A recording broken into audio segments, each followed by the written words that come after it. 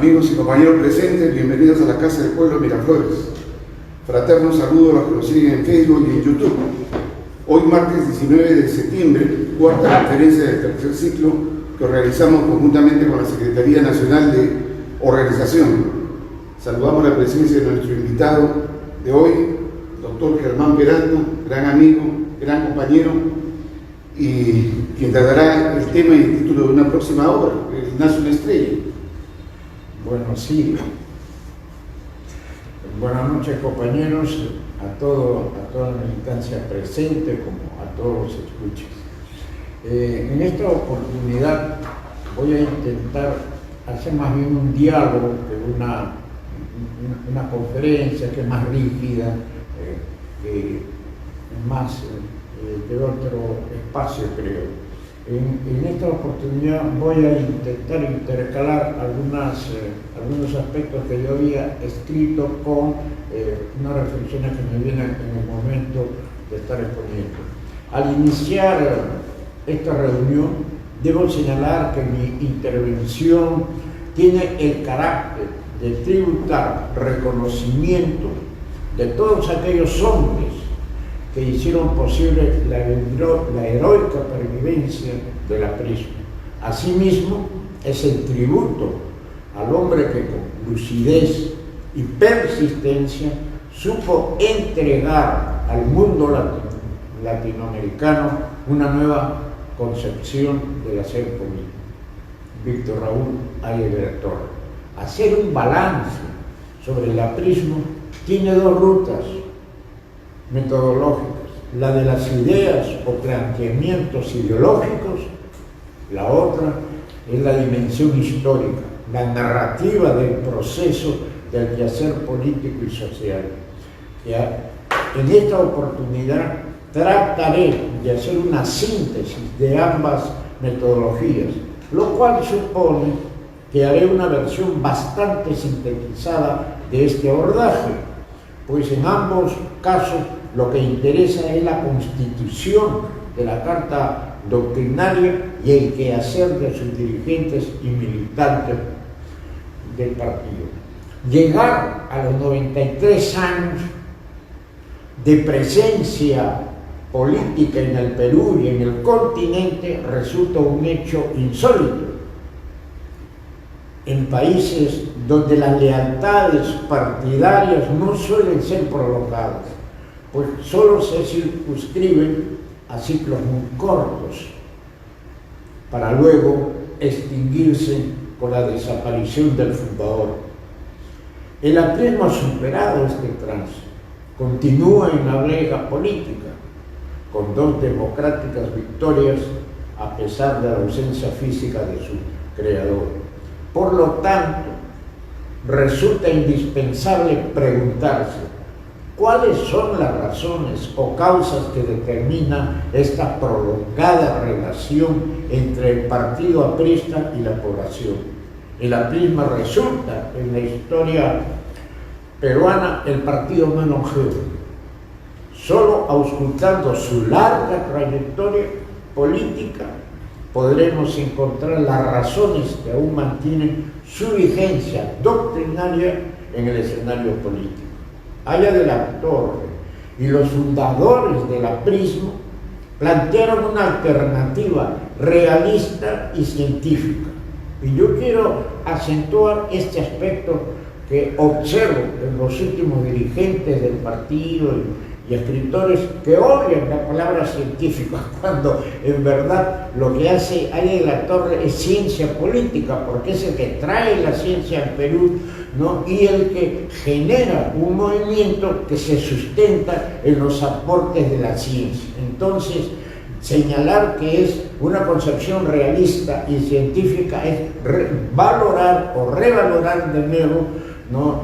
Su aporte. Entonces, estudiaron e investigaron la realidad nacional. Para ello, contaron con las tesis de Ayala de la Torre, que venía trabajándolas. ¿Quién desde sus inicios señaló e indicó cuáles debían ser los grandes cambios que requería el país y el continente? lo anunció desde el 7 de mayo de 1924 en México, en el acto germinal o fundacional del APRA continental, porque debemos tener en cuenta que ese 7 de mayo no se menciona la palabra, ¿no?, o la sigla APRA, que recién va a aparecer en 1926. Las ideas fundamentales que anunció en ese acto fueron la unión continental y la justicia social. Los actores sociales encargados de llevar a cabo este plan se expresaron en el Frente Único. Hay que tener en cuenta que desde el 7 de mayo del 24 hasta el artículo que él escribe en 1926, en todos los actos y en todos los escritos de Ale de la Torre no aparece la palabra APRA, como les decía, pero sí que él es el representante y el Frente Único. Esto es interesante porque más adelante vamos a observar en uno de los capítulos de su libro escrito en el año 1928, cuando él hace una pregunta en uno de los capítulos: ¿partido de qué clase y qué clase de partido es el APRA? Y él habla allí del Frente Único, que lo constituyen los trabajadores manuales e intelectuales. Y él señala algo que también se le ha escapado a muchos escritores. Él dice que al comprobar la experiencia de los partidos europeos, especialmente los ingleses, los escandinavos, observa que todos estos partidos constituyen lo que él había conformado por experiencia propia en América Latina, en el Perú, es decir, el Frente Único, que no eran partidos monoclasistas, sino eran partidos que integraban a las diversas clases productoras, digamos, ¿no?, y la clase media, fundamentalmente. Entonces, la fuerza laboral y los intelectuales comprometidos con el cambio social son los que constituyen este Frente Único. Estas dos líneas, es decir, la integración latinoamericana y la justicia social, resultan estructurales en la arquitectura teórica que va planteando. Hay que tener en cuenta que, sin embargo, estas dos ideas ya están latiendo. Hay que contextualizar, ¿no? La integración latinoamericana comienza con Vizcarra y Guzmán, digamos, ¿no?, que lanza su carta a los españoles americanos. Enseguida, este libro o este escrito, que va a ser editado por Francisco de Miranda, uno de los grandes hombres de la integración latinoamericana. Entonces, a raíz de estos dos medios se difunde esta obra, que la va a conocer también Bolívar, y Bolívar va a continuar con la línea de los que buscan y piden la integración latinoamericana. Después de Bolívar, bueno, hay otras expresiones por la integración. Acá mismo Ramón Castilla lanza la idea de este Congreso americano en Panamá, ¿no? Y más adelante está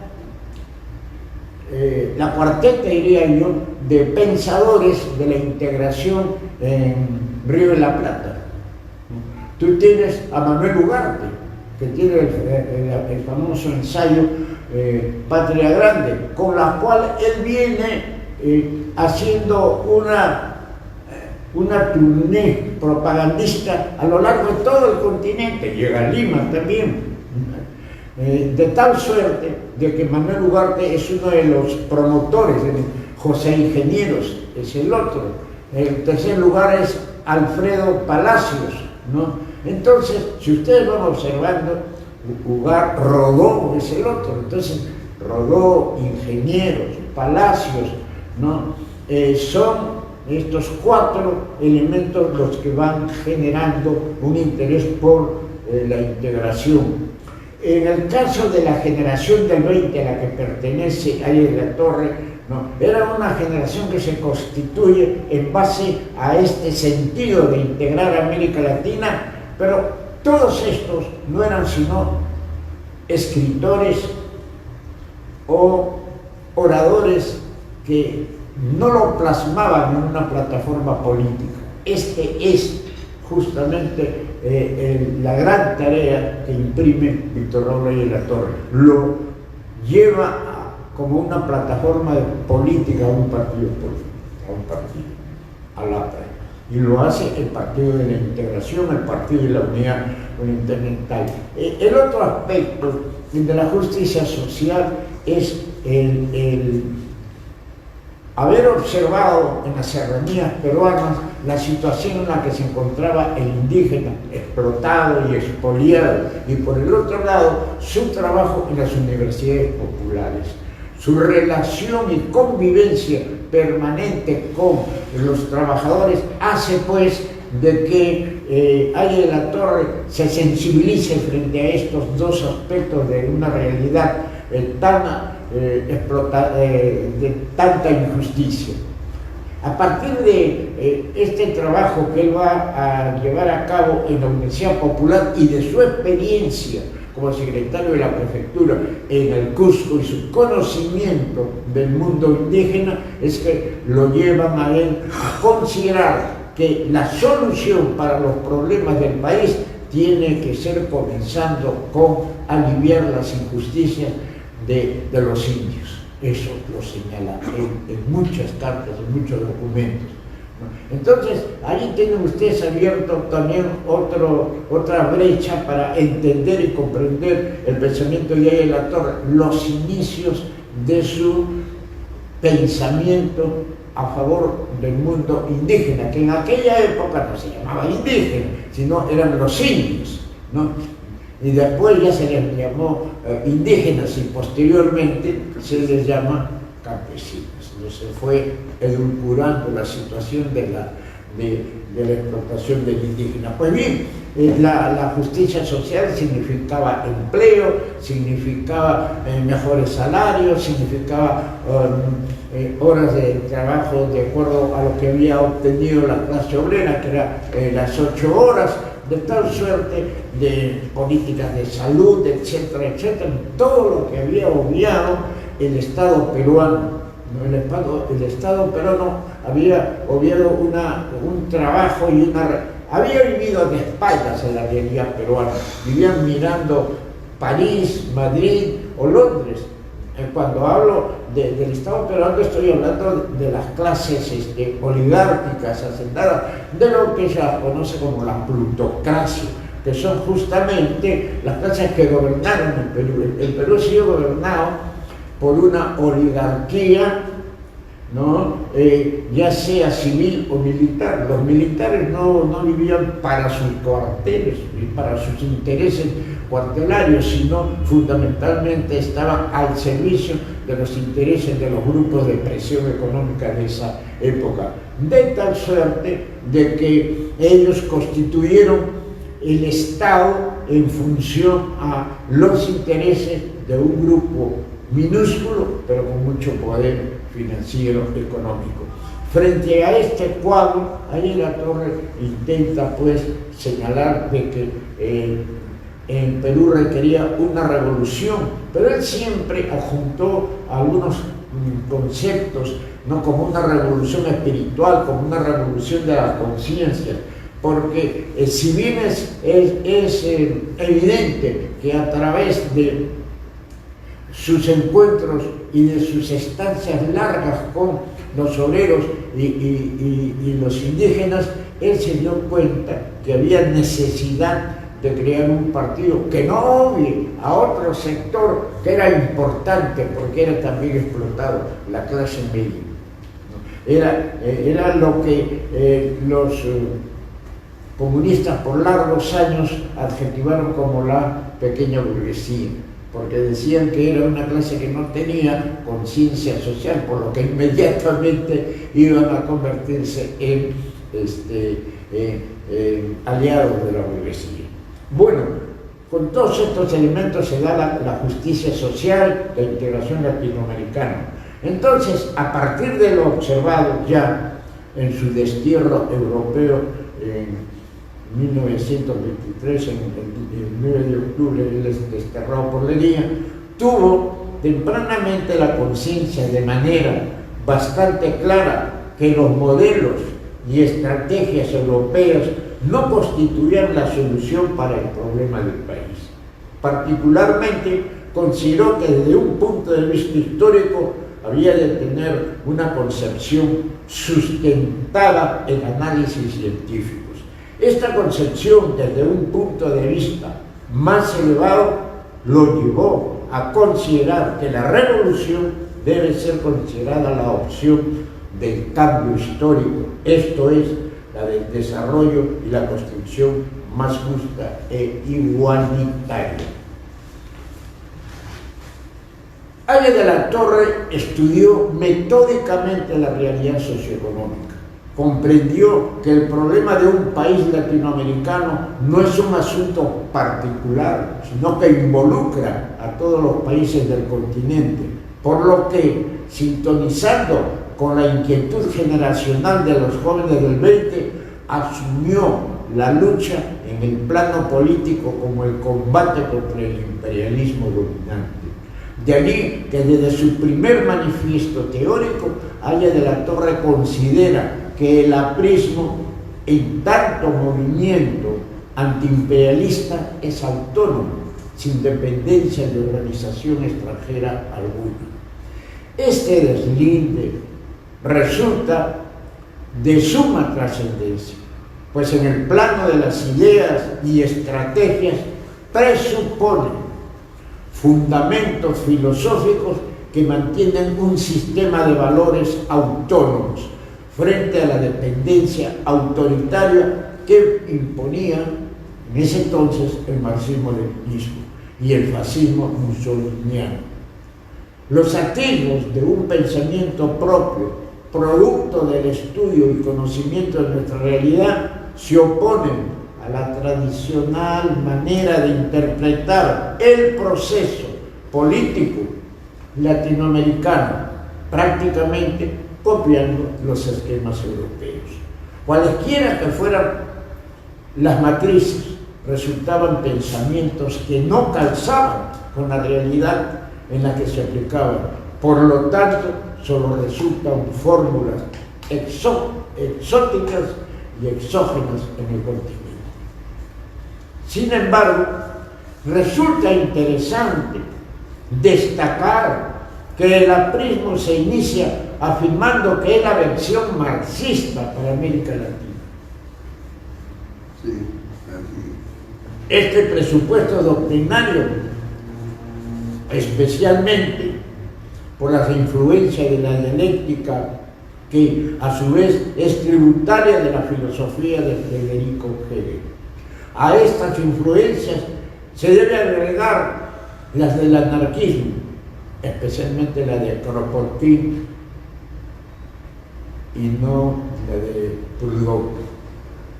La otra vertiente del pensamiento político que está latente en sus inicios será la del liberalismo. Democracia, libertad, clases sociales, ciudadanía, son categorías que tienen dichas matrices y que enriquecen la concepción de la torriana.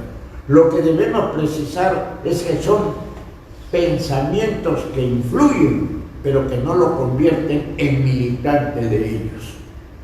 Asimismo, hacia finales de la década del 30, luego de un intenso debate ideológico con los marxistas de la Tercera Internacional Comunista y de su ruptura en 1928 con los comunistas en el Congreso Antiimperialista de Bruselas, Haya de la Torre inicia la formulación capaz de darle al aprismo un rigor nacionalista y continentalista como democrático, una autonomía que libere y no caiga en la dependencia de los intereses de Moscú. A partir de esta búsqueda de autonomía, Haya de la Torre fue ya acompañado por Manuel Sebano, Antenor Orrego, Luis Heisen, Alfredo Miro Quesada, Carlos Manuel Cox, Magda Portal, Serafín del Mar, Julián Petrovic, entre los escritores y los pensadores apristas de esta primera generación más connotados. Y también van dando organicidad al instrumento que se encargará de hacer la revolución, el movimiento partido. Yo nunca utilizo el término por separado, porque ahí de la Torre lo consideró que era un caso sui generis también, que el partido, que el aprismo era al mismo tiempo que un movimiento, resultaba siendo un partido. Esa fue la gran discusión en el año 28 con José Carlos María Diego. Así como se organiza en París, así es como se organiza en París la primera célula aprista. Esta deviene en el primer organismo político del APRA. Luego se conformarían la célula de Buenos Aires, México y Chile. A raíz de la ruptura con los comunistas en el Congreso Imperialista de Bruselas, la célula de París entra en crisis. Un grupo de dirigentes encabezados por Eudosio Rabines renuncia al APRA. Asimismo, los seguidores de la revista Amauta en 1928 rompen con el aprismo, creándose las dos vertientes del pensamiento político de la generación del 20, ¿no? Los que están con el APRA y Víctor Raúl Ayala de la Torre, y una minoría que sigue a las disposiciones, los criterios, el pensamiento de José Carlos María Diego.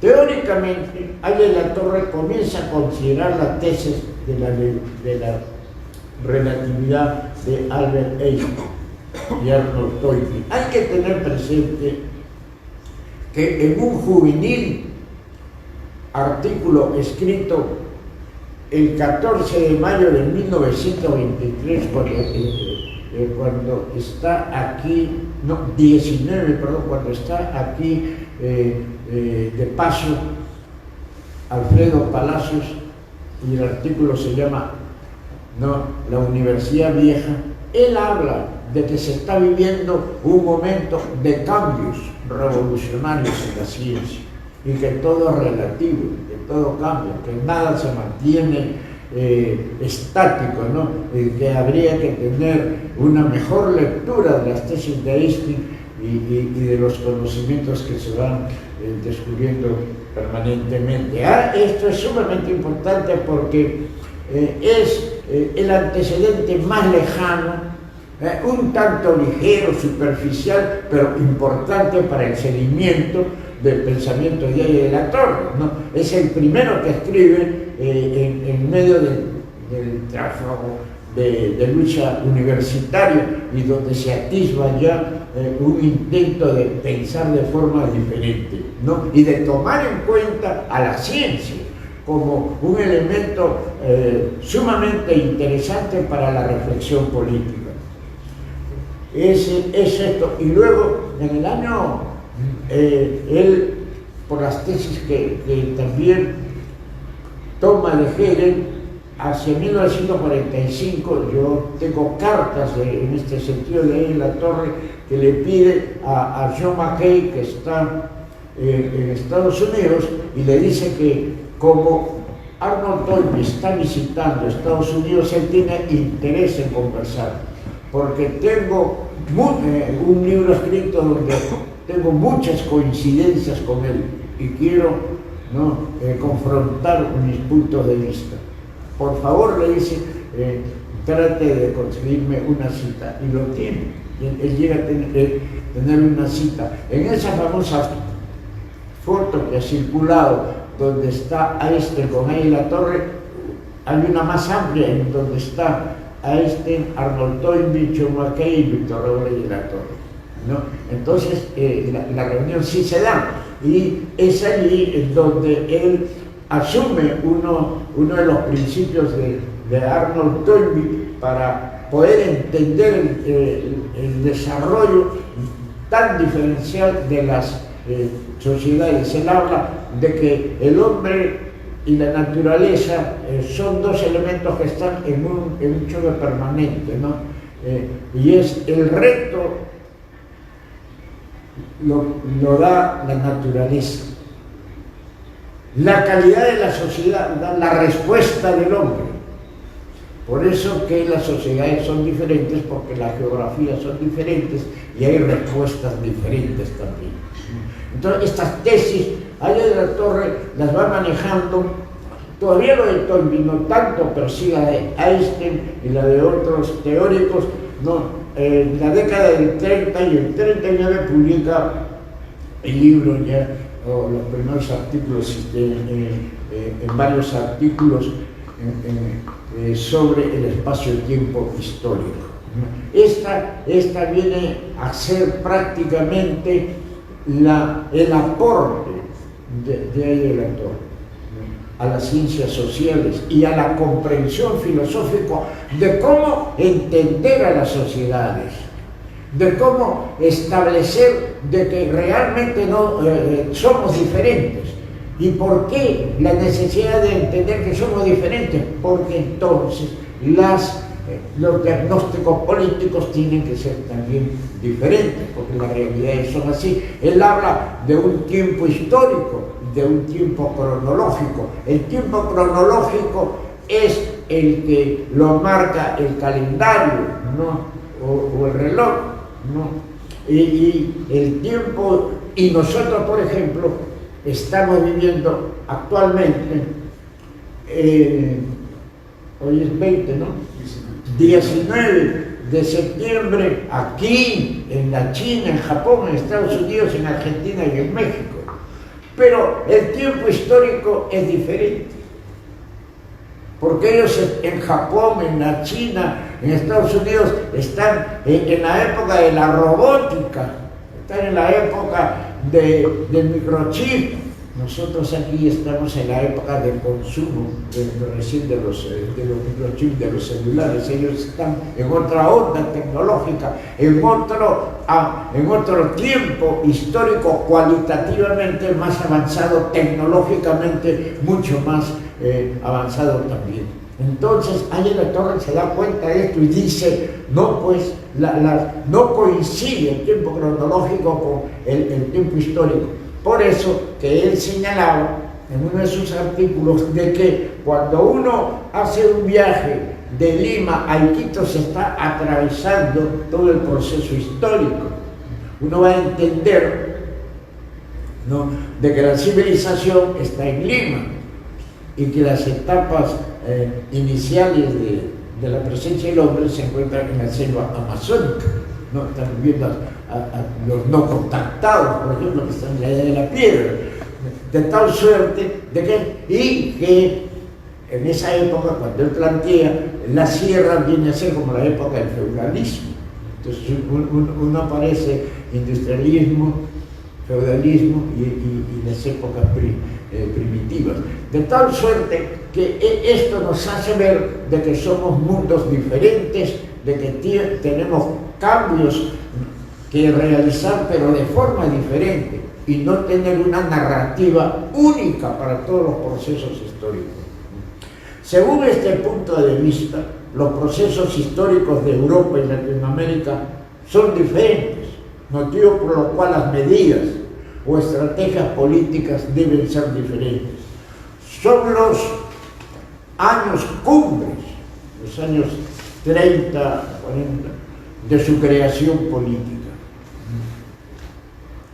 En el año 1936 recién se publica el antiimperialismo y el APRA, ¿no? Si bien se escribe en el 28, se publica en el 36 y recién se va a un debate mucho más amplio. Libro que no ingresa al Perú, porque el gobierno de Benavides prohíbe e incluso manda a quemar los libros de los apristas, ¿no? Algunos compañeros pueden creer que uno exagera cuando dice eso, pero yo tengo acá un libro que es sobre el APRA en Chile, y aquí Este es un historiador chileno, no es un historiador aprista, ¿no? En donde, vean ustedes esto es un facsímil de un pago que hace el gobierno del Perú a la editorial Ercilla por libros incinerados en Lima, ¿no? ¿Y en qué ciudades? Los puertos por donde entraban Paita, Arequipa y Lima. De tal suerte de que el antiimperialismo del APRA y muchas obras de los intelectuales apristas no eran, no circulaban en el Perú. Por eso que el antiimperialismo del APRA fue un libro que recién en el año 70 se vuelve a publicar la primera edición, existiendo mucha fábula urbana también en torno a que no se permitió, sí se permitió, pero lo evidente es que en el año 59 el comando universitario publicó un antiimperialismo del APRA a mimeógrafo y fue requisado. Posteriormente, el propio Víctor Raúl en el año 70 se da cuenta de la necesidad de publicar el libro y lo hace. Claro que anteriormente había hecho 30 años de aprismo, ¿no? En el año 56, por ahí, ¿no? Del 24, en el 54 se publica ese libro, ¿no? Pero bien, lo evidente es que la formulación teórica de Víctor Raúl significó que muchos de los compañeros, de acuerdo a su especialidad, vayan desarrollando puntos. Voy a poner un solo ejemplo, quizás el que le da mayor organicidad a uno de los principios que plantea Aye Latorre en los 5 planteamientos el plan máximo que él plantea en 1924, 1926, es el de la unidad continental, la unidad política y económica de América Latina, que lo convierte en un estupendo libro, Antenor Orrego como Pueblo Continente, ¿no? Entonces, hay otros compañeros que van trabajando y que hay que tratar de desempolvarlos. Por ejemplo, uno de los hombres que más ha escrito sobre el aprismo a nivel continental es Alfredo Miró Quesada. Alfredo Miró Quesada tiene un libro filosóficamente, teóricamente muy importante que se llama Síntesis aprista. Alfredo Saco Miró Quesada, ¿no? Alfredo Saco Miró Quesada hay que reivindicarlo, tiene otro, Tiempo de Balas creo que se llama, y el otro es Un mensaje continental, que son sus artículos que son interesantes porque son las polémicas que él tiene con periodistas o con periódicos de diferentes países, Ecuador, Chile, México, en fin, todos ellos le van dando la arquitectura de un partido diferente, de un partido que integra a los trabajadores manuales e intelectuales. Todo esto pues hace que la formulación de Latorre, ¿no?, se sustente en la especificidad.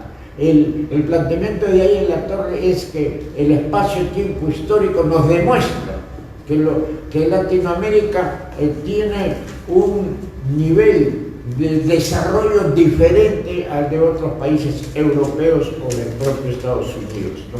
A eso él le llamó el espacio-tiempo histórico. Con el tiempo, las ciencias, los comunistas, por ejemplo, desdeñaron esta tesis. Pero hoy, las ciencias sociales, especialmente las de la Sorbona de Francia, ¿no?, de la École, han planteado desde hace ya unos 30 o 40 años el principio de la especificité, la especificidad. Los movimientos, los hechos, ¿no?, y los fenómenos deben estudiarse teniendo en cuenta la especificidad, ¿no?, de que pueden aparecer lo mismo, pero tienen sus singularidades, sus particularidades, que hay que conocerlas para comprenderlas mejor y no caer en una traslación de resultados que se pueden dar en Europa, pero que no tienen, se dan en el caso de América Latina o de el Perú. Y hay un ejemplo que en la conferencia que da Aye de la Torre en México en 1928, él señala con relación a esto que estamos viviendo ahora sobre la independencia. Él dice que la independencia es política, pero es una independencia criolla, porque en Europa, cuando la Revolución Francesa se da, liquida a la propiedad, al feudalismo, que es la propiedad. En tanto que aquí la independencia no liquida la propiedad, sino que se le entrega a los criollos. Y son los criollos los que asumen, ¿no?, el poder político. Por eso, de que cuando canten el himno, traten de no cantar "somos libres, seámoslo siempre", porque los pobres negros, ¿no?, los africanos, los afrodescendientes, tuvieron que esperar hasta 1854 para ser libres.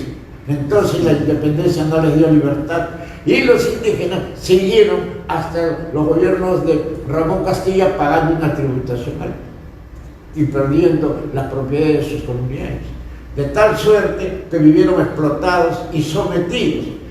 Consecuentemente, ahí tienen ustedes una traslación equívoca y que los grandes historiadores que hay en el Perú actualmente siguen pregonando la independencia, pero no ponen el acento en esto que lo planteó Aye de la Torre en el año 28, en el exilio, en México, ¿no? Esto es sumamente interesante para ver entonces la connotación que tiene este criterio de la especificidad y la importancia, que como otro nombre, evidentemente, especificidad tiene el espacio-tiempo histórico.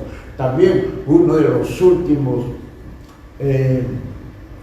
o dos sociólogos, Todorov es un hombre que habla sobre yo y el otro, es decir, como por ejemplo en esta oportunidad, yo no estoy hablando para convencerme de lo que yo digo, sino que yo estoy hablando en torno a este inmenso auditorio que hay, ¿no?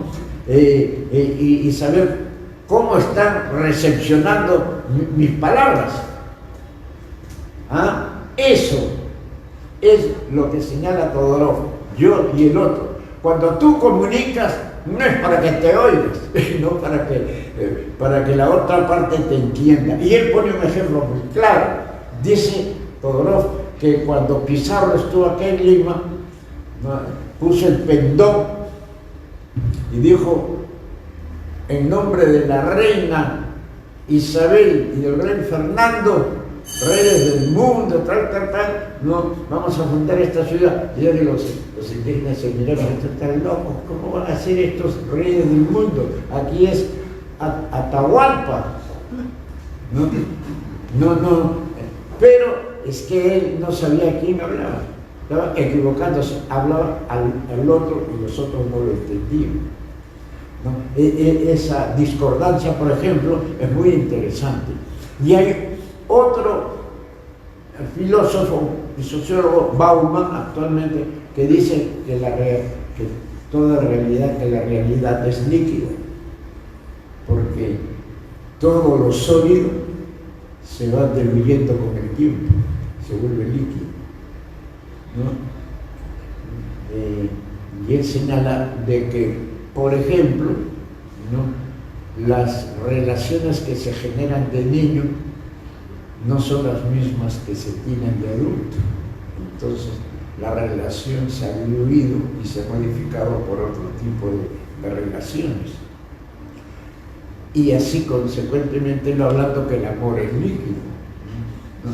Entonces, uno es apasionado, fervoroso en los inicios, y después se va diluyendo todo eso. En fin, estos son los elementos que nos van permitiendo poder entender entonces de que la visión de Aye de la Torre no era una especulación abstracta, sino era un contenido sumamente rico para entender las realidades y las connotaciones que van tomando, ¿no?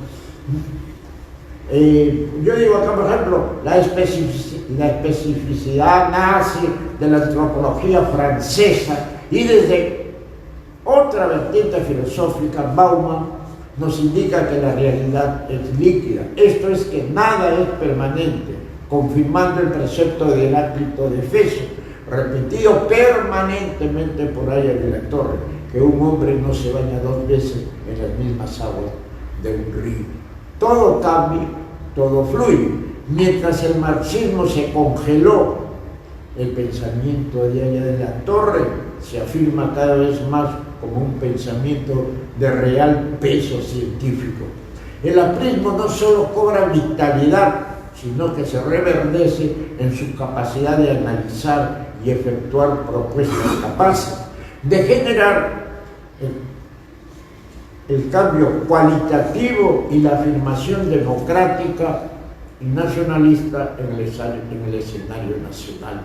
Estos son los pensamientos, estos son las propuestas hasta los años 45 más o menos, donde a fines de la década de los años 39 hay un congreso del partido, que es el famoso congreso clandestino, en donde Aya de la Torre lanza un tema que es considerado por algunos el 6º punto del programa máximo, el interamericanismo democrático sin imperio, ¿no? Según algunos, esto es un giro que tiene el partido, pero hay que contextualizar en qué época lo dijo y para qué y por qué lo dijo y por qué lo planteó. Si estábamos en la Segunda Guerra Mundial, entonces era la lucha de las democracias frente al totalitarismo, al fascismo, ¿no? Los nazis y Mussolini, y estaba Franco también ahí metido, ¿no? en la colada, y los japoneses. Entonces Estados Unidos asume la defensa y su participación posteriormente en la Segunda Guerra Mundial. Entonces ahí la Torre dice: ¿qué hace Latinoamérica? ¿Con quién se alía? ¿O qué plantea? Entonces él plantea realistamente que hay que hacer un interamericanismo democrático sin imperio. ¿Qué es lo que prevalece hasta ahora? ¿No? La OEA es eso, por ejemplo, y muchas de las organizaciones multilaterales tienen ese sentido. Está participando Estados Unidos y eso es el país imperialista, ¿no? Pero con ellos de igual a igual, el interamericanismo democrático, que no nos imperialicen, porque evidentemente ellos tienen la fuerza militar y la fuerza política y económica. Lo que nosotros trataremos siempre de establecer es una relación equitativa. Nosotros tenemos las materias primas, ellos tienen, ¿no?, la tecnología y las inversiones, pero fundamentalmente, ¿no?, es ese planteo de la defensa de la democracia. Hay un libro de Manuel Seoane sobre estos aspectos, ¿no?, muy importante, que también es otro autor que tenemos que sacarlo de la purga, en que no sé si directa o indirectamente se ha establecido con ciertos autores apristas, ¿no? El caso de Manuel Seoane es importante porque él tiene otro libro de avanzada, que son las 6 dimensiones de la Revolución Mundial, que es un libro, guardando las distancias, ¿no?, antecedente de la tercera ola de Toffler.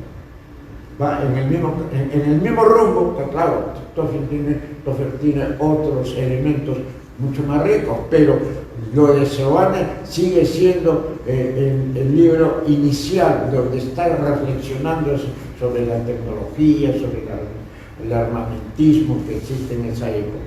Y creo que son libros que hay que leer porque van enriqueciendo el pensamiento aprista, ¿no?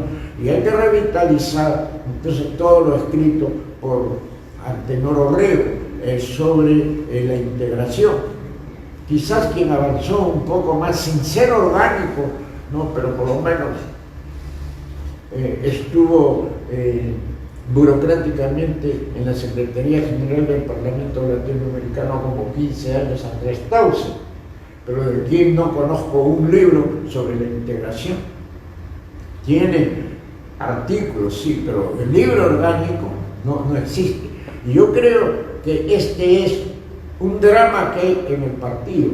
Después de los fundadores, ya casi no se ya casi no se escribe teóricamente sobre cuestiones del partido. El único que se atrevió, ¿no?, fue con Futuro Diferente, Alan García, ¿no? Pero cuestionable o no el libro, pero resulta que fue la audacia y el esfuerzo de plantear un libro diferente sobre el pensamiento aprista. Y posteriormente tiene ya otros trabajos que inciden sobre temas parecidos. Pero esto es para mí los elementos que van dando, ¿no?, un sentido. Y luego a la teorización aprista, en los años 40, plantea otra tesis que a mi juicio es importante, que es, ¿no?, dar riqueza para el que no la tiene.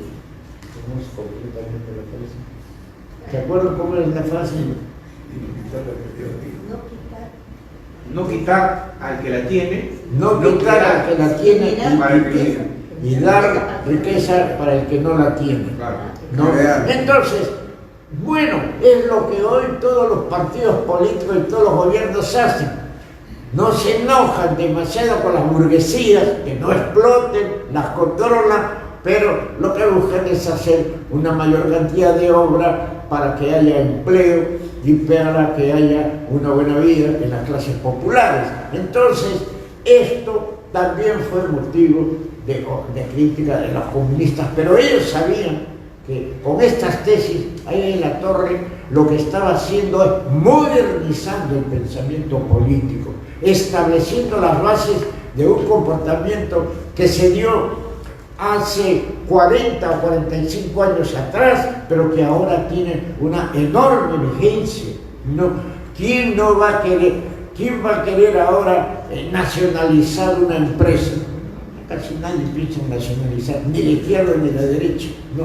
Pero todos sí buscan crear nuevas fuentes, empresas, nuevas fuentes de empleabilidad para que exista salarios, para que exista un buen vivir de parte de las clases trabajadoras y que mejoremos las condiciones de vida en los Andes, modernizando. Y en ese sentido, el APRA fue avanzando. Para mí, la última, puedo estar equivocado y me pueden rectificar, el último aporte interesante de ella de la Torre es cuando él discute la categoría de tercer mundo. Y él dice, nosotros no podemos ser países del tercer mundo. Nosotros somos, en todo caso, la tercera bolsa de América Latina o Indoamérica, como han llamado, por una razón muy concreta. Porque él dice, África fundamentalmente, y los países no asiáticos, son colonias. En tanto que aquí dejamos de ser colonias hace tiempo, ¿no? Y por otro lado, este es el único continente, dice, en donde el único continente en donde se ha dado el mestizaje. Acá no hay racismo. ¿No? El racismo es allá el enfrentamiento de blancos contra negros, señala. De tal manera de que estos elementos le permiten a él determinar somos una realidad diferente, pues vivimos en espacios, tiempos históricos diferentes, motivo por el cual a nosotros no se nos puede considerar como países del tercer mundo. Estas son, para mí, no, y evidentemente se van modernizando otros elementos, pero estos son los elementos de matrices de fuerza que tiene el pensamiento aprista.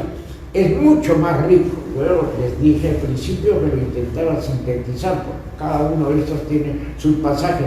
Por ejemplo, dos temas que quisiera añadirles. El APRA es el primero que considera de que no solamente hay que hablar de ciudadanía, ¿no?, sino de que hay que entender que la ciudadanía no solamente es el reclamo de los derechos, que es político, sino la ciudadanía es social, es política y es económica y es cultural, ¿no?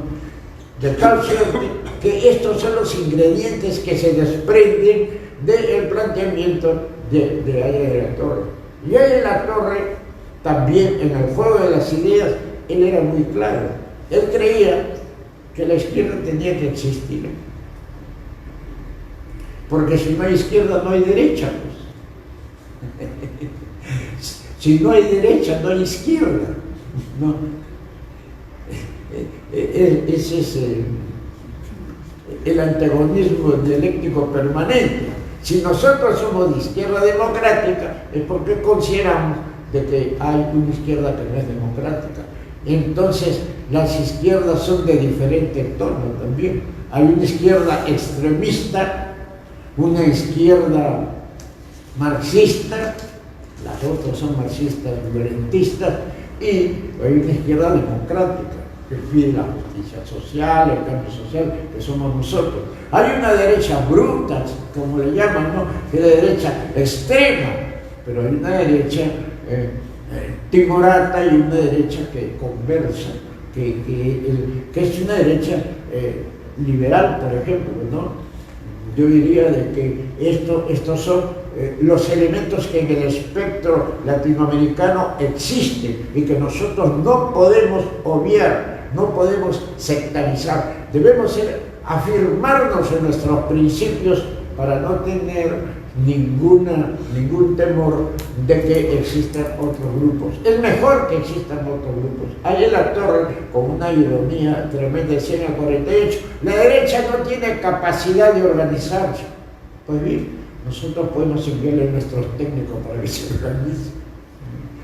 Eso demostraba que en el fondo él quería un juego de ideas que no se daba aquí, porque a las ideas apristas se le quería aplastar por la violencia, por el exilio, por el destierro, y sin embargo en el destierro hicieron una estupenda obra, donde fueron, y aquí les pongo el ejemplo de este libro, la persistencia en el exilio, de cómo demuestran de que una empresa casi quebrada, que no existía como era el CIA, la convierten los apristas en la más importante empresa editorial de América Latina. Y como estaban exiliados en Chile, en Uruguay, en Argentina, en México, en Ecuador, en Colombia, en todos los sitios, entonces crean sucursales, ¿no? Crean distribuidoras de la editorial en todos los países de América Latina. ¿Y quiénes eran los encargados de la distribución? Eran los exiliados apristas, que sí tenían algún ingreso. Al mismo tiempo que hacían difusión de su doctrina, no tenían la capacidad de ganar algún dinerito. Esto demuestra, por ejemplo, la importancia. Yo termino este libro y me doy cuenta de cómo este autor resalta la gran importancia que tuvo para el desarrollo de las ideas y del quehacer político en Chile, ¿no?, la obra de Sánchez, de Seoane y de tantos otros que trabajaron con él. Pues bien, el APRA es eso. El APRA doctrinariamente es una concepción que lo que busca es, sin lugar a dudas, como decíamos, la justicia social, en democracia, que lo que intenta es no imponer una sola forma de hacer política, sino respetar a los adversarios, pero buscando sustantivamente de hacer un aporte para el desarrollo del país. En nuestra experiencia final es el gobierno de Alan García. Para muchos compañeros, ¿no?, que no entienden el problema, que siguen anclados en creer que el APRA tiene que ser como en los años 30, el gobierno no respondía a los criterios de los años 30, pero habría que hacerles entender a estos compañeros que si tienen una lectura histórica, entonces van a comprender que el gobierno de Alan García tuvo un giro en cuanto al entendimiento de cómo hacer obra a favor de las clases populares. Y esto los planteo con 3 ejemplos. Cuando él hace 48 hospitales, la pregunta es, ¿a quiénes sirvió a lo largo y el ancho de todo el país estos 48 hospitales? ¿A quiénes sirven? ¿A las clases poderosas o a las clases populares? La clase popular. Cuando él hace, ¿no?, las carreteras, ¿a quién va a servir? A la producción y a la producción agrícola, ¿no? Cuando él construye o cuando él da luz a 15.000 pueblos, eso sirve para muchas cosas, fundamentalmente para que hayan pequeños talleres, ¿no?, de hacer en el campo quesos, por ejemplo, los que tienen ganado, ¿no?, para que puedan trabajar más horas, para que los niños puedan estudiar. Yo en mi pueblo tenía que levantarme a las 6 de la mañana, a las 5:30 para leer, porque no había luz. Entonces, solamente había el foco de la calle que se prendía a las 6 y ahí teníamos que estar debajo del foco leyendo. Entonces, ustedes que son pitudos de Miraflores no entienden eso, pero los que venimos de la sierra, sí, pues sabemos lo que es. La importancia que tiene la iluminación, la luz, ¿no? Porque ellos pueden tener un motorcito para un zapatero, para hacer ebanistería, carpintería, ¿no? De tal suerte de que ese es una medida que va a favorecer a los que menos tienen. Y los colegios que se hizo, hasta se mejoraron los colegios emblemáticos. Yo recuerdo cómo era el colegio Bartolomé Herrera cuando yo pasaba por la Marina, o el Melitón Carvajal, que daba pena, ya pues estaban destrozados totalmente, y luego parecían unos colegios de la pituquería, ¿no? Muy bien refaccionados. Todo eso era en favor de quién, ¿no? Entonces yo creo de que hay que tener a la ciencia como compañera para poder entender mejor el desarrollo del Perú. Y evidentemente yo me he quedado solo en la parte de las ideas, ¿no? Pero rápidamente diré de que el APRA se funda el 20 de mayo como sección de la Alianza Popular Revolucionaria Americana. Y esa sección se funda porque ya había un trabajo anterior, pero el trabajo anterior era convocado por aquellos profesores o obreros que habían participado en la Universidad Popular González Prada, la cual fue el vivero de donde salieron los grandes dirigentes. Por ejemplo, dos de los más importantes dirigentes obreros de esa época fue, de un lado, Arturo Sabroso Montoya y el otro fue Guerrero Kemper, y también otro estupendo obrero tranviario, gran escritor de una pluma brillante, ¿no?, era Luis López Aliaga, obrero tranviario. Bueno, entonces todos estos obreros recibían ahora muchas cartas. Yo ya tengo detectado 400 artículos, cartas, telegramas de ahí de la Torre, que se encuentran en México, en Chile, en Argentina, y aquí yo ya tengo varias, y haya un escritor permanente. Según el cálculo de un historiador que no es aprista, incluso es marxista, pero con mucho respeto a la Torre, y considerado como uno de los más grandes pensadores después de María Teresa, que es el más importante, Alberto Flores Galindo. Y Alberto Flores Galindo ha dicho, mínimo ahí la Torre ha escrito 10.000 cartas. O sea que este hombre pues paraba escribiendo, ¿no? Comunicándose, organizando, dando pautas. En ese libro que ha publicado Armando Villanueva sobre el libro rojo en los inicios, ¿no? En los inicios es un estupendo estudio de compañero Landazuri, ¿no? que es un abogado, pero como historiador es de lo mejorcito que se ha escrito sobre esa época. Hay las cartas que recopila Armando de Heysen, alguien les está dando pautas de cómo deben organizarse, de cómo deben hacer el partido, de cómo deben comunicarse, de que no deben dejar de escribir sobre el acta. Entonces ustedes se dan cuenta que él era un gran comunicador, propagandista, y al mismo tiempo era un gran organizador. Entonces, este era uno de estos hombres que no van a aparecer así fácilmente, que dio pie hasta antes de 1930 a tener relacionada a los compañeros que estaban aquí y que pudiesen organizar el APRA. Sin embargo, tuvieron que venir también algunos de afuera. Y algunos no pudieron llegar o tuvieron mala suerte y los tomaron presos, como a Cox. ¿No? Es por eso que cuando se funda el 20 de diciembre, y aquí hay algo que aclarar también, 20 de septiembre, hay que aclarar algo, compañeros.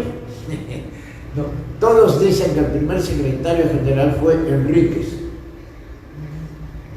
pero yo leo pues, la Tribuna Antigua, y allí dice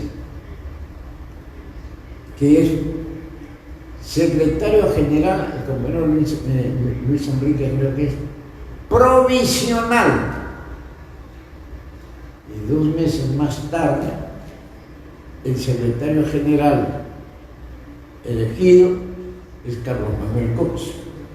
Entonces nace provisional porque está preso. Cox, no le quito su mérito, que el otro venía trabajando desde tiempo atrás, ¿no?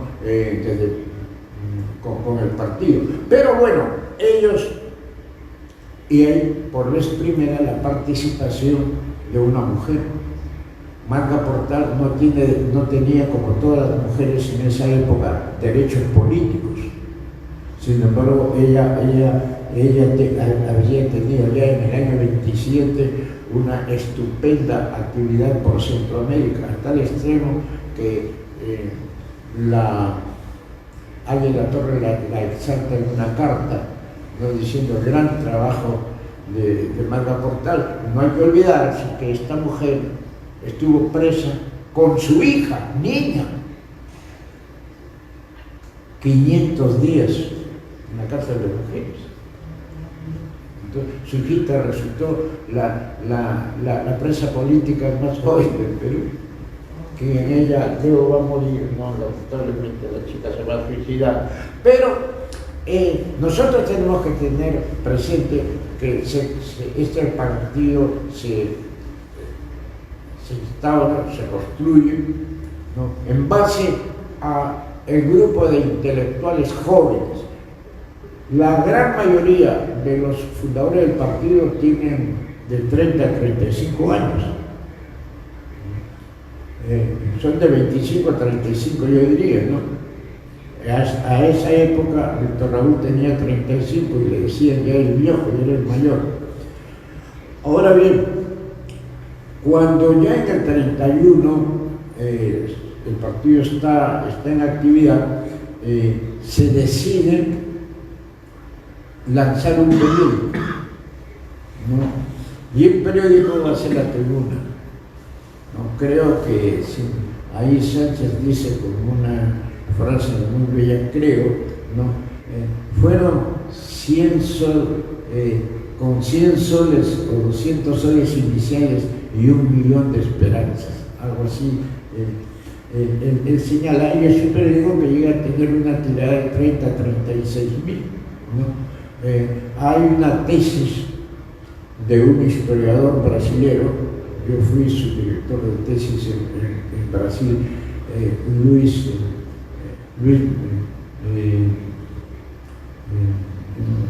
Vasconcelos, ¿no? Que se llama Las fronteras ideológicas, ¿no? La lucha en el Perú en base a los editoriales del 31 al 34 de La Tribuna, del 45 al 48 contra los editoriales en esos mismos años del Comercio, la confrontación ideológica. Es una tesis muy interesante que muestra todo el bagaje de conocimientos que había en esos jóvenes. Hay que leer su participación en el Congreso Constituyente para saber cómo se iba arquitecturando el partido, pero ya en el 31 van anunciando la llegada de Víctor Raúl ahí en la torre.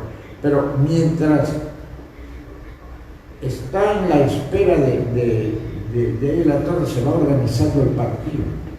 Entonces, yo leo que hay un movimiento de dirigentes que se van, por ejemplo, a Huaral, se van a Chancay, se van al norte chico. ¿Y quiénes viajaban? Manuel Sebane con Mario Portal. Manuel Sebane con otros dirigentes, Antenor Orrego, ¿no? Los esperaba en el norte, de tal suerte que era gente de gran calidad y que tenían, como dicen los franceses, un baguette debajo del brazo. Es decir, no eran improvisados, no eran políticos que solamente los conocía su mamá, sino eran dirigentes estudiantiles que eran conocidos, que habían sido desterrados, que habían escrito o que habían caído presos. Entonces eran gente que tenía un currículum vitae político muy interesante. Por eso que eran escuchados, por eso que eran respetados. Estos hombres son los que van construyendo la base del partido. La clase obrera respondió, la clase el proletariado peruano estuvo a la altura de las circunstancias, se adscribió al lado del partido. Evidentemente que también hubo otro sector que era más conservador, ¿no? Porque cuando viene la confrontación política, las elecciones, yo he podido observar que también las elecciones de los mítines de Sánchez Cerro congregaban muchísima gente, ¿no? Y la del APRA, evidentemente que también bastante. Es que él contaba con el apoyo de la oligarquía, que le tenían miedo a la APRA y decían APRA comunismo, ¿no? Y por el otro lado, financiados por ellos con periódicos como La Prensa, La Crónica y El Comercio, que estaban a favor de Sánchez Cerro. En tanto que La Noche, un periódico pequeño, y La Tribuna, que es el órgano del partido. Pero el APRA va enseñando algo. Va primeramente organizando sus sectores. Y estas visitas de los dirigentes son las visitas para explicarles qué era el APRA, porque hasta ese momento la gran mayoría del país no sabía qué era el APRA. Resulta que entonces en sus mítines, en sus intervenciones en los distritos, en las provincias, ellos iban abriendo surco a favor de la comprensión del aprismo como partido político, como doctrina, como ideología. Y para ello también no existía aún un cuadro de propuestas orgánicas sobre qué es lo que se iba a hacer. Entonces, los profesionales apristas se reúnen en un congreso y crean el plan de gobierno del APRA, ¿no? Y se lo van a entregar el plan a Víctor Raúl, que es el plan de ley, ¿no? El plan de gobierno. Y allí recién se va a observar lo que es el APRA, el trabajo educativo. Entonces, la importancia que tiene el antecedente de las universidades populares González Pradas, que se reabren dentro del Partido Aprista Peruano y cobran un estupendo vigor con las intervenciones de todos estos dirigentes que habían sido, como en el caso de Óscar Herrera, que regresa el último rector de la Universidad Popular, propuesto por Víctor Raúl, Luis Hayes, ¿no? Es decir, toda la generación del 20 que fue expulsada por Leguía retorna, y la gran mayoría de ellos, la gran mayoría, no todos, está integrando las filas del Partido Aprista. Yo diría que los mejores de los luchadores y los intelectuales están con el aprismo en ese momento, ¿no? Espelucín, Orrego, está Heise, Herrera, un médico muy importante, de gran actuación política, pero que ya en los últimos años se dejó de activar. Por eso que cuando se crea la Universidad Federico Villarreal, Víctor Raúl pide que él sea, como había sido el rector de la UPGP, ¿no? Sea el primer rector de la Villarreal. Bueno, llegamos al 32. En el 32, con este plan de gobierno del APRA, el APRA infunde temor, pero era un planteamiento científico. Era el primer estudio orgánico con propuestas, ¿no?, sumamente revolucionarias, pero no para causar destrozos, sino para construir el Perú nuevo que se proponía. En ese sentido, el partido avanzó de manera increíble. Según algunos críticos, el APRA se adelantó. El problema que tuvo el APRA es que se adelantó a su tiempo.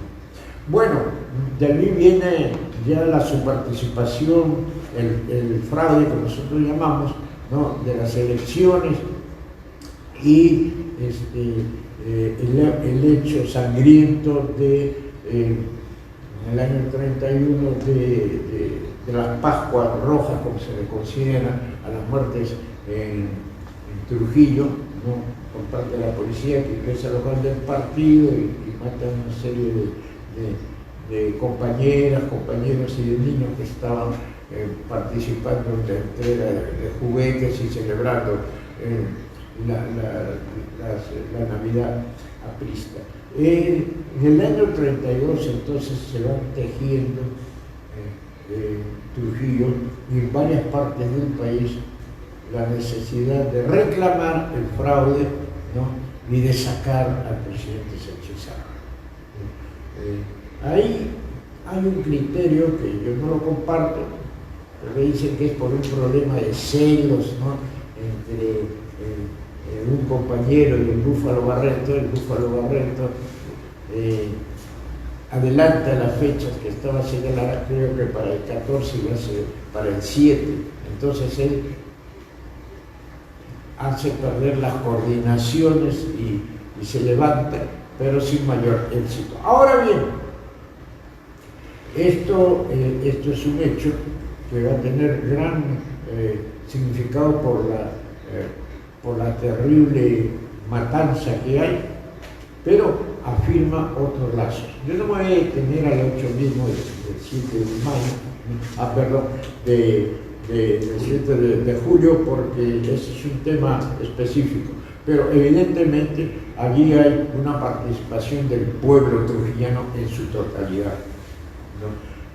Lo interesante para mí es historiar un poco un hecho. ¿Qué pasó después de 30 de la revolución de Trujillo?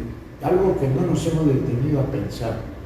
Del 32 al 34, del 34 al 45 hubo unas clandestinidades, pero allí la recepción, el estudio sobre estos periodos es sumamente importante, porque hay el libro de Lázaro, el libro de Ciro Alegría, que relata un poco los hechos, otro que relata también los hechos después de la revolución de Trujillo, es este que fue Genaro Ledesma, ¿no?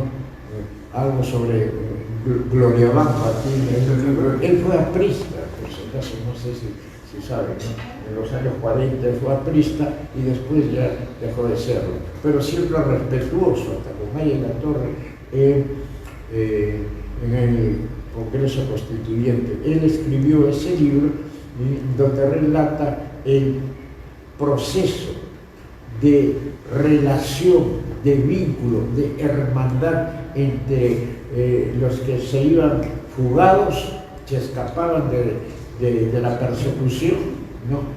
Con los compañeros de diversos pueblos del norte.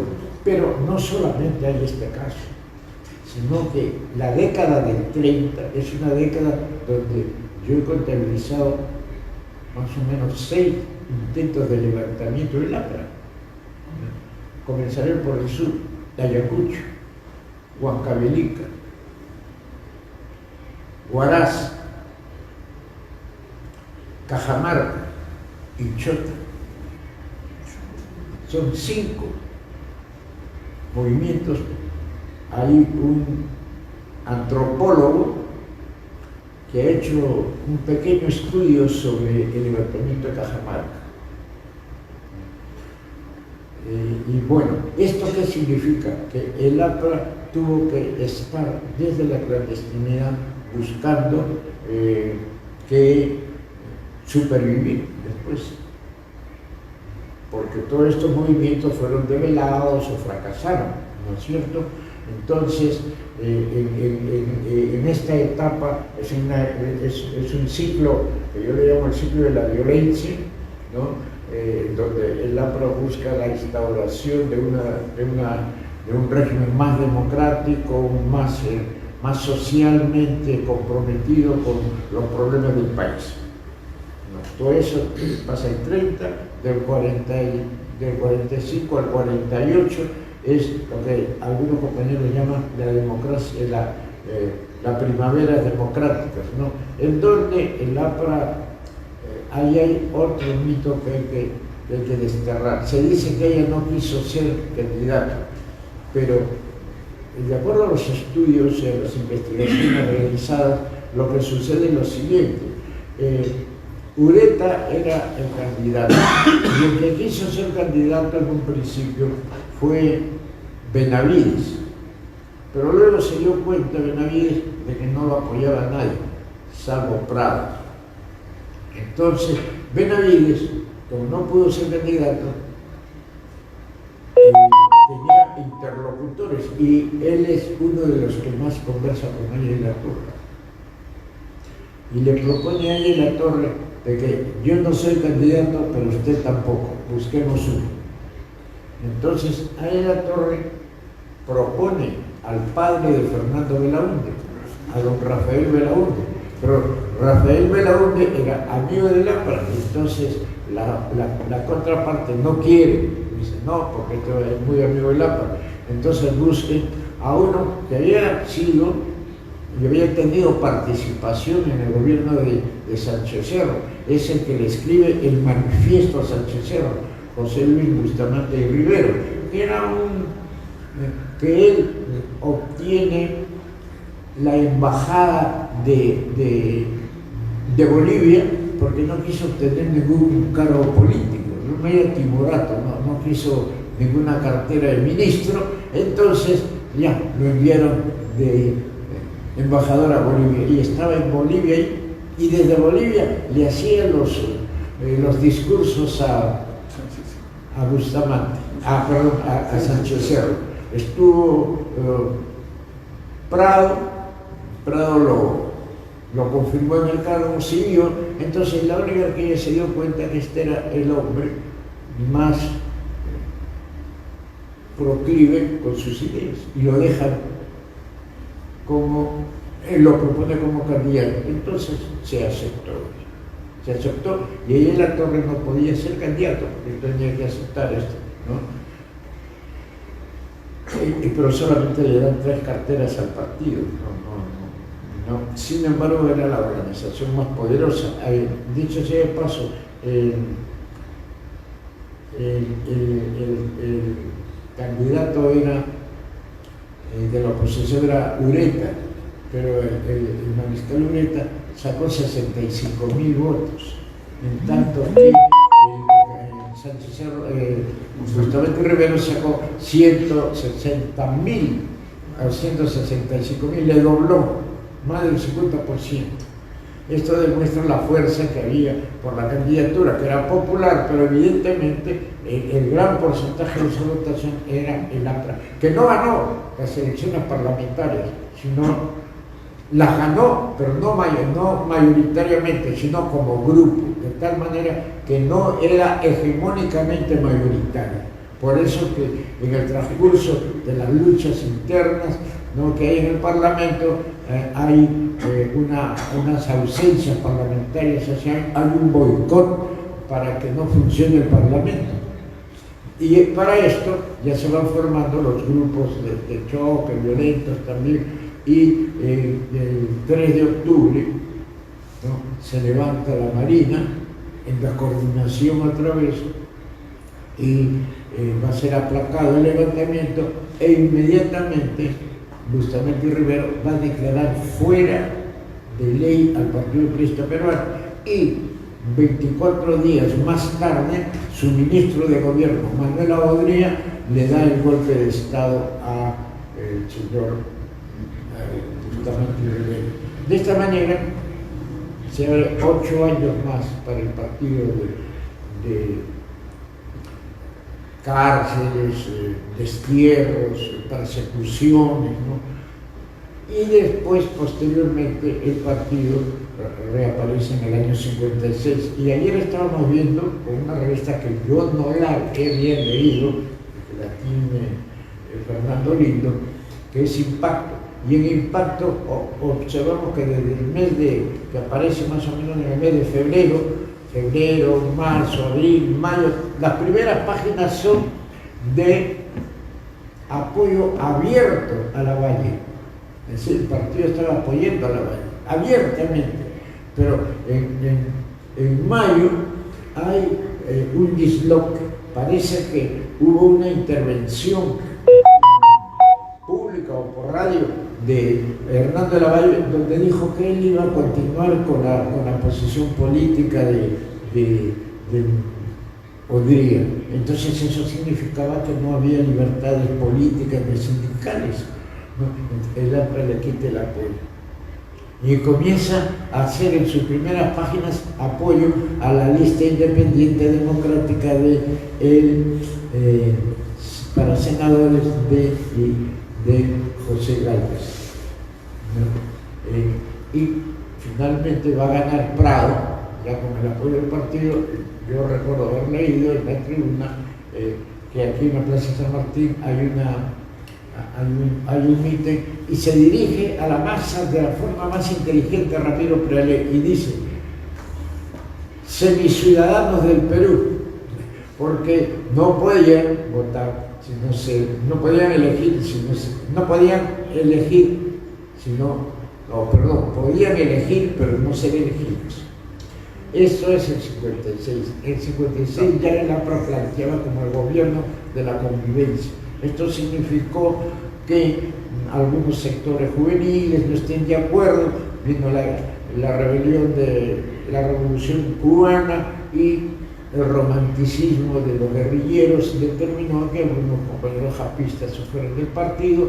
El partido sufrió los efectos de tener que estar apoyando a un gobierno para efecto de que en el 62 se dé la oportunidad de poder obtener la victoria.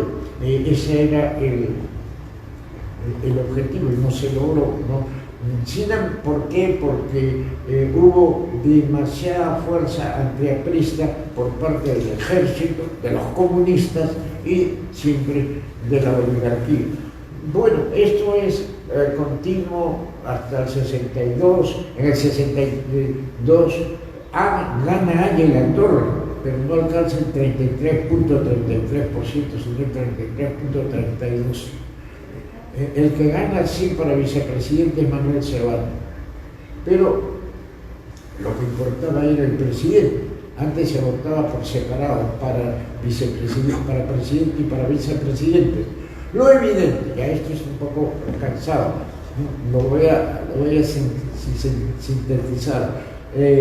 Viene el gobierno de los dos militares, ¿no? El gobierno de Belaúnde, el partido lanza también la candidatura de Ángela Torre, no se gana con Belaúnde porque hay un veto. Entonces aquí en Alfonso Ugarte, en el patio de deportes, se da un discurso que es conocido como el discurso del veto, y ahí Ángela Torre dice algo importante: ya no somos el partido mayoritario, somos un tercio. No, él reconocía que el partido había perdido el peso de ser el partido mayoritario y que había otras competencias, ¿no? Otros partidos, porque evidentemente el odriismo tuvo una gran votación en Lima, creo que incluso le ganó a Belaúnde en Lima. Luego en segundo lugar estuvo Belaúnde y el APRA salió en tercer lugar. Lima nunca ha sido una plaza aprista, ¿no? Siempre rara vez hemos ganado. Con Alan creo que ganamos, y con Jorge del Castillo cuando era joven y candidato al presidente, ¿no? Luego no creo que hayamos ganado. Pues bien, el APRA en los últimos años ha empezado a tener un desgaste por algo que yo dije al principio. Falta darle mayor contenido ideológico, mayor contenido, actualizar sus conceptos, sus categorías, sus plataformas. Yo tengo una frase con la que siempre digo, ¿no? El mensaje no está cuestionado, lo que se cuestionan son los mensajeros. Entonces son los dirigentes los que no han tenido la capacidad de llegar adelante, ¿no? al partido. Aparece en los años 80 y Armando, es también un segundo lugar, y posteriormente, compañeros, las victorias de Alan, toda esta etapa del fujimorismo, y esto último que nos está llevando a nosotros a haber perdido la inscripción, ¿no? como partido.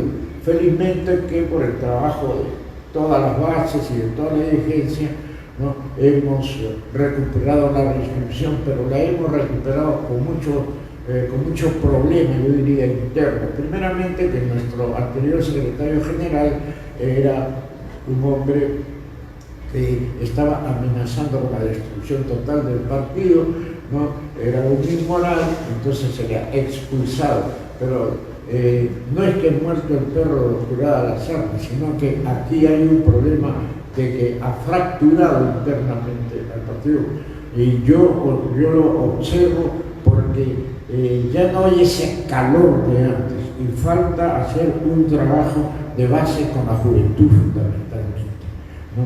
Considero que el gran tema no es reencontrarnos los compañeros que ya hemos recorrido cierta etapa, ciertos años en el partido, sino cómo promovemos, cómo hacemos que haya gente joven, ¿no? Hay una desafección por la política actualmente. La juventud no cree en el quehacer político, y no cree en los dirigentes políticos. No importa de qué partido sean, sino que no cree en los dirigentes. Pues, ¿no? Y los cuadros que estamos viendo de corrupción en el Parlamento o en los ministros, ¿no? La presencia de un presidente analfabeta con 70 ministros, ¿no? Y esta señora que lleva por los 18 ministros, creo, o algo más, ¿no? Van demostrando de que no existe una posibilidad de que la gente se vuelva a enganchar con la política, pero es importante, compañeros. Y el partido tiene, felizmente, su tradición de una escuela política. Nosotros tenemos que salir ya no hacer tanto aprismo para los apristas, sino tenemos que hacer aprismo en las calles, tenemos que ir a los conos, a los pueblos jóvenes, porque ya hacerle tanto discurso a los compañeros hasta se aburren y cansan. Entonces lo que requerimos es incluso visitar, conocer que los dirigentes estén en estos sitios para recoger el problema que existe y no llevarnos solamente por los periódicos. Giovanni Sartori es uno de los grandes sociólogos y filósofos, ¿no?, que tiene un libro que se llama El Homo Videns, y él dice lo siguiente, de que actualmente una persona ya no piensa como él, sino piensa de acuerdo a la información que recibe, porque es un individuo que está ametrallado por la radio, influenciado por la televisión y por lo que lee en las pocas secciones que tienen ciertos del periódico. Entonces, ¿en qué momento él ha podido hacer su propio diagnóstico, su propio conocimiento de un hecho? Sino por lo que ha recibido oralmente o por lo que ha visto visualmente en las páginas de los periódicos. De tal suerte que ya no es, él ya no es él, no, es el otro, ¿no? Este es un drama tremendo que creo que tendríamos que buscar de solucionarlo. Todo depende de seguir con la misma fuerza, con la misma actitud de esperanza. Yo creo que la gente joven que se está reintegrando al partido son pocos, pero son de gran calidad. Motivo por el cual, compañeros, en esta oportunidad me he extendido más de lo necesario. Yo quería hacer una cosa más pequeña, pero el tema es sugestivo y nos lleva no a tanto a que yo tenga la razón, sino a que todos nosotros nos pongamos en la atribución de darle nuestras energías a este movimiento que está al servicio del pueblo y no al servicio de los dirigentes. No me importa quién es dirigente para mí actualmente, ¿no? Lo que me interesa es que las ideas pervivan, los dirigentes pasan, ¿no? Pero las ideas tienen que seguir perviviendo. El ELAN con el que fue construido, este partido fue construido para transformar al país.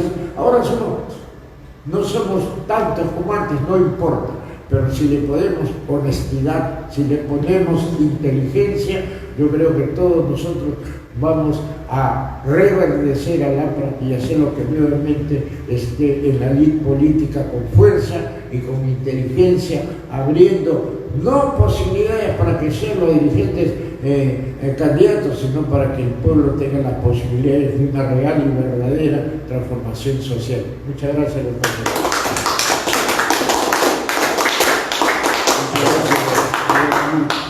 El compañero Javier Trevisaño, la palabra de cierre y clausura. Muy bien, voy a decir el escrito al compañero Germán Peralta por la interesantísima exaltación de la noche de hoy en el marco de la celebración del 93 aniversario de la fundación del Partido Aprista Peruano. Más bien, si hubiera algún compañero para las preguntas finales, ya para cerrar la conferencia, el compañero Carlos, por favor, y después el compañero. Buenas noches, compañeros. Compañero Germán Peralta, felicitándolo, como siempre, por las exposiciones claras, precisas e históricas que da en todos los eventos que he podido escuchar. La inquietud que usted tiene, compañero, respecto al partido es muy cierta. y muchos nos los hacemos y reflexionamos al respecto. Pero me llena de felicidad, de mucha felicidad y de orgullo, el día que se celebró el Congreso Internacional de la Democracia organizado por el Congreso, asistí apoyando a la Secretaría de Cultura. Se acercaron muchos jóvenes universitarios, a preguntar, curiosos por el APRA, pero si el APRA había desaparecido, me decían.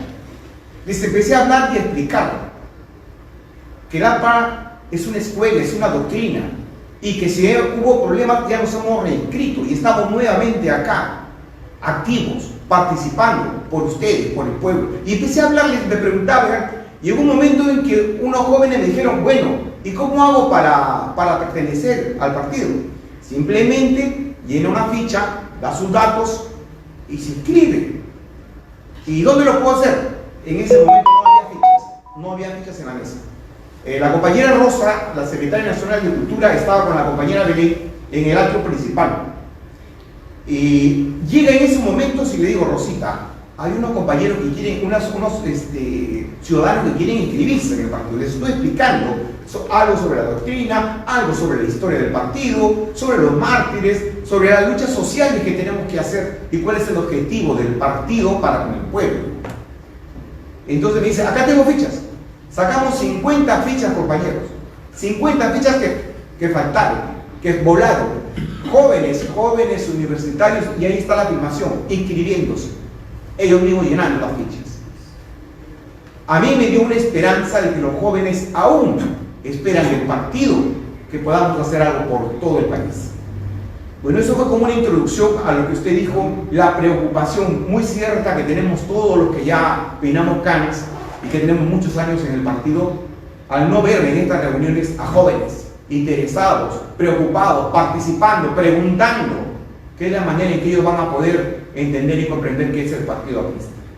Bueno, a lo respecto de la exposición, simplemente para agregar y de que la fundación del partido aprista, como siempre antes eran decisiones del compañero jefe, que él estando en Berlín indicó que ya se tenía que formar el APRA en la sección aprista en Perú, porque ya se habían formado en distintos sitios, como en Francia, como en Argentina, y bueno, y en otros sitios.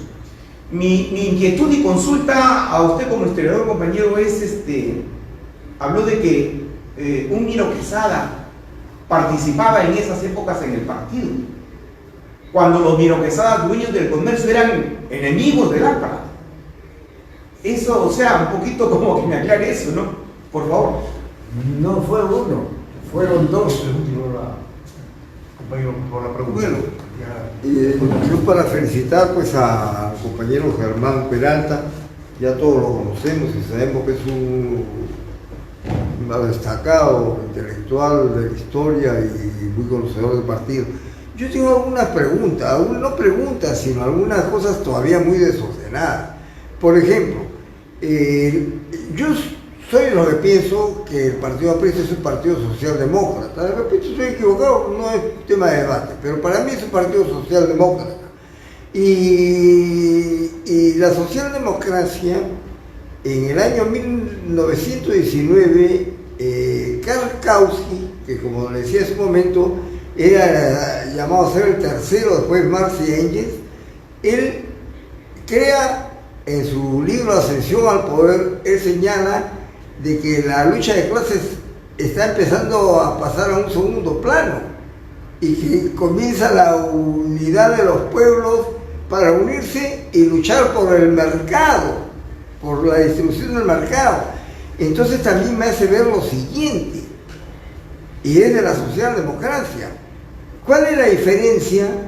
Por eso es bueno anotar lo que decía hace un momento, los matices, los elementos.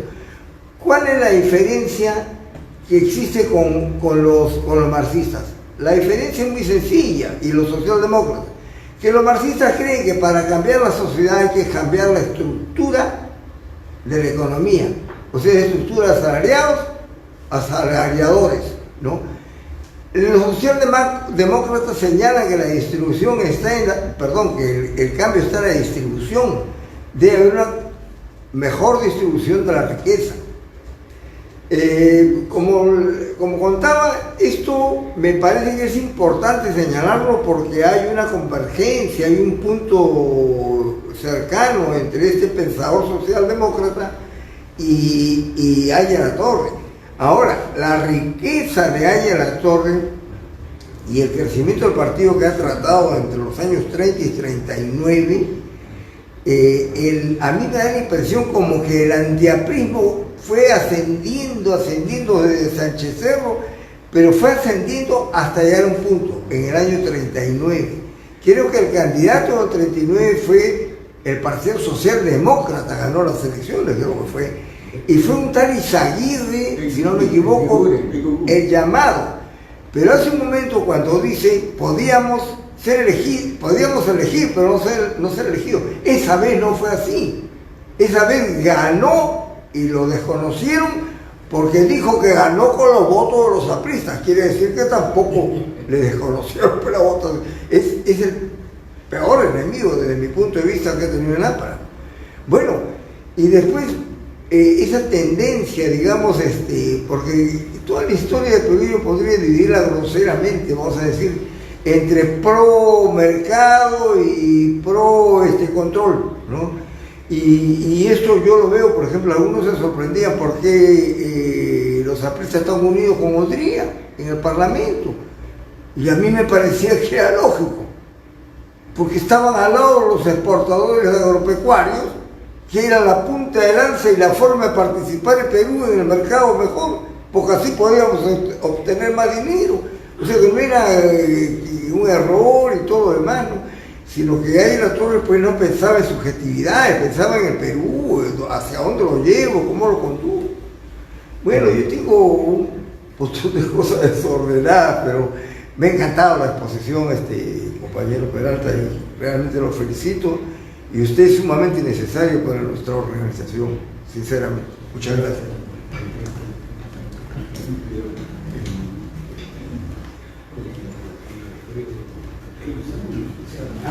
Bueno, Chenay, sí. No era un Miro Quesada, eran dos. Uno era un ingeniero agrónomo muy reconocido, funcionario de la FAO, destacado polemista, Alfredo. El otro era un destacado miembro del Foro peruano, era limeño, Alejandro Miro Quesada. Y Alejandro Miro Quesada Saco fue también por muchos años el personero del partido y era militante del sector 12 de Miraflores. De tal manera que ambos fueron fundadores del partido, ¿no? Hubo otro Miro Quesada, pero que era un saltimbanqui, estuvo con el LAPRA, luego se terminó con Acción Popular, ¿no? Y es autor de un vals famoso, ¿no? Pero los dos apristas, no hay que olvidarse que uno de los Miro Quesada también fue muy amigo de Ángel Latorre. ¿Dueño del comercio? Claro, era uno de los hermanos de Don Luis. Sí, él era muy amigo de Ángel Latorre. No, César Miró Quesada, él se llamaba César Miró y escribe el vals. ¿No? El vals todo vuelve a la tierra. ¿No? Pero hay más, te cuento una anécdota. Hace años, a mí, yo hice un libro sobre la conquista. Entonces se invitó como uno de los grandes especialistas a Aurelio Miro Quesada, ¿no? Y Aurelio Miro Quesada me llamó a su casa y me dijo que agradecía la invitación, que yo iba a ir al evento y que no había ningún problema. Y luego ya, cuando terminó el evento, se hizo una cena especial. Asistió él y toda su familia a la presentación del libro, hubo una cena y ahí era gracioso, ¿no? Porque, bueno, antes yo le había dicho que yo era militante aprista. Y en la cena, cuando le tocó hablar, decía, de acuerdo a lo que ha dicho don Germán, ¿no? Y como él viene de buena estirpe política, entonces no es que todos eran tan rabiosamente antiapristas, pero sí, dos de ellos sí, pues no, pero don Luis era terrible. Pues, no hay que olvidarse que en el gobierno de Alan yo lo llevé a don Francisco Miro Quesada, Cartuarias, ¿no? A Palacio y a una cena con Alan. Y él participó, entonces yo había llevado a Palacio por vez primera en Palacio se hizo una exposición de un pintor indígena, la familia Wilca, Antonio Wilca, y él escribió en el suplemento dominical a 2 páginas un artículo sobre Antonio Wilca y destacando la actividad cultural inédita que había en el Palacio, ¿no? Entonces, hay que... todos los odios no son los mismos familiares, en el fondo tendrían su recelo. No hay que olvidarse que a Francisco Miro Quesada le decían Paquito Miro Quesada, que tenía las carpetas de Acerrín, no sé qué, el APLA lo censuró, ¿no? Entonces, y fue el ideólogo de Acción Popular por otro lado, y su hijo es un respetable amigo, de mí es un buen amigo, es Paquito, le llaman, todavía ya es abuelo, Paquito Miro Quesada Rada, profesor en San Marcos, en la Facultad de Derecho, y gran amigo, grandísimo amigo de uno de los compañeros diplomáticos ya retirado de Guillermo Russo Chica, ¿no? Ellos son uña y carne ambos, entonces hay relaciones con ellos, no todos han sido antiapristas cerrados, ¿no? Ahora, en cuanto a lo que... Entonces los dos Miro Quesadas fueron apristas, Saco Miro Quesada era, ¿no? Saco Miro Quesada, pero eran de la estirpe. El otro, bueno, aquí el compañero Fulvini ha hecho una serie de observaciones que me parecen pertinentes. Claro, Kautsky es el renegado Kautsky a quien critica Lenin. Hay que tener en cuenta que Kautsky es un filósofo de la talla de Labriola, ¿no? Y hay todavía otro marxista importante en la época, Borrega, ¿no? Que es el que tiene un libro hermoso sobre el marxismo en Italia y es el que le antecede a quien fue largos años, ahorita me acabo de olvidar, secretario general del Partido Comunista Italiano. Pero Kautsky, ¿no? Labriola, está también Bernstein, ¿no? Está Adler, ¿no? Está Plejánov. Todo este conjunto son los que van a constituir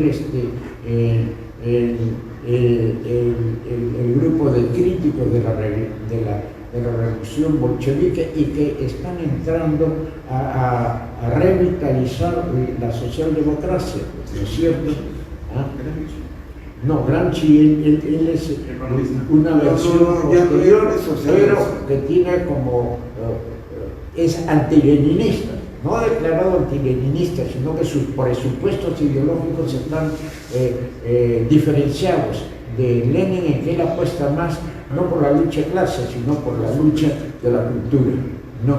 Es decir, la propuesta de él es que hay que ingresar al meollo del pensamiento de la burguesía, que es crear los valores culturales dentro del quehacer artístico, poético, literario y cultural en general de la burguesía, ¿no? Ese es su gran... y que él tiene pues el concepto clásico que es utilizado por todos, el intelectual orgánico. Él habla del intelectual orgánico, del intelectual comprometido con su concepción ideológica. Compañero Peralta, pero lo importante en el caso de Gramsci es que Gramsci modifica, cambia a Marx, porque Marx en su libro Contribución a la Crítica Económica, que escribe en 1857 al 59, él dice en la parte del método que la sociedad civil hay que encontrarla en la anatomía de la economía, ¿no? Mientras que Gramsci dice, no, la sociedad no está en la economía, está en la superestructura. Y ahí vienen todas estas cosas de los intelectuales orgánicos. Bueno, hay toda una discusión, como tú eres de esa época, no digo de la época de ellos, sino de los 70, 60, es la discusión de los marxistas de esa época entre el aporte de Gramsci, que es descubierto después de la muerte de Stalin, pues, ¿no? Y después es reivindicado fundamentalmente por dos libros, yo creo, ¿no? Uno de ellos es Los intelectuales y la revolución. Lo evidente, bueno, que eso es sobre la socialdemocracia. Yo creo, miren compañeros, de que cuando lo dijo ahí en la Torre, hay que entender la época en que lo dijo. ¿Qué es actualmente la socialdemocracia? Esa sería la pregunta. Para mí la socialdemocracia es solamente una plataforma, pero no es una internacional como antes que den directivas para llevarlas a ejecutar. No hay una sola motivación que nos diga que la socialdemocracia tiene líneas de comportamiento. No, porque la socialdemocracia en todo caso está más firme en los países escandinavos, y los países escandinavos tienen una estructura política y económica totalmente diferente. Fíjate que casi cerca del 35% de tu salario se lo lleva el Estado por impuestos, ¿no? Mi hijo está en Noruega y me está diciendo eso, ¿no? Pero ganan muy bien y viven muy bien, ¿no? Entonces no vivimos como Lapones, me dicen, ¿no? Pero ese es la verdad, que yo creo que no tendríamos por qué negar de que estamos con la socialdemocracia, porque ahora no significa un contagio ideológico ni un sometimiento a una directiva internacional. Es simplemente, para mí, un espacio de reflexión, porque veamos qué partidos están allí. Ahí está el partido de Lula, pero ahí está el PRI, un partido más corrupto, ¿no? Entonces ahí está Correa, hay partidos del Partido Socialista Chileno, ¿no? El Partido Radical Chileno. Creo que hasta Acción Popular está en la doctor, pero hay una diferencia, y era así, por lo menos para esto sirve, a mí me sirve, ¿no? Yo diferencio a los comunistas y a los socialdemócratas en lo siguiente. Los comunistas piden cambiar la estructura económica y los socialdemócratas piden cambiar la estructura de la distribución, no de la estructura económica, sino de la estructura distributiva. Lo que vamos a hacer es vamos a continuar este debate fuera de la reunión, porque ya